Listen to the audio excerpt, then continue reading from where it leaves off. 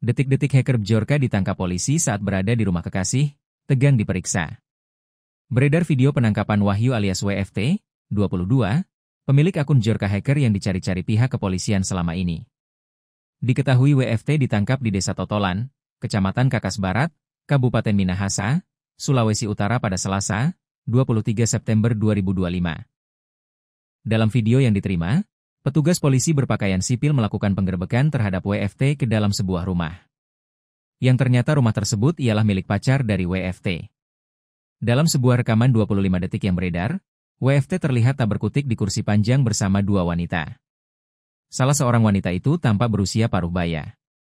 Mereka hanya duduk terpaku menyaksikan polisi melakukan interogasi terhadap WFT. WFT mengenakan kaos hitam lusuh dan celana pendek.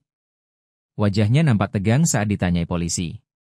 Seorang petugas menunjuk handphone yang diduga dipakai WFT untuk melakukan kejahatan. Diduga handphone itu yang digunakan sang tersangka dengan menggunakan username Bjorka.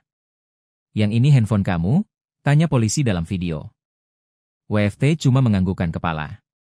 Kabid Humas Polda Metro Jaya, Brigjen Pol Ade Ari mengatakan, penyidik saat ini terus mendalami peran WFT. Menurutnya pendalaman itu guna mengungkap kemungkinan WFT adalah Bjorka yang sempat bikin heboh satu Indonesia beberapa waktu lalu. Polisi memberikan imbauan kepada masyarakat untuk tidak mudah memberikan data pribadi kepada pihak-pihak tertentu.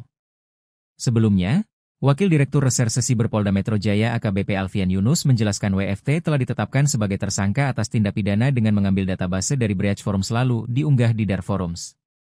Alfian juga menyebut tersangka mengunggah database di media sosial akun X dengan nama Bjorka dan username Bjorkanesia A dengan menandai salah satu bank swasta. Di samping itu, tindak pidana yang dilakukan tersangka juga berdampak pada reputasi dari bank sendiri dan mengakibatkan kepercayaan nasabah berkurang terhadap postingan tersebut. Dari hasil pengungkapan WFT ternyata sehari-hari tidak bekerja. Namun WFT aktif dalam forum jual beli data secara ilegal yang tujuannya melakukan tindak kejahatan pemerasan terhadap korban.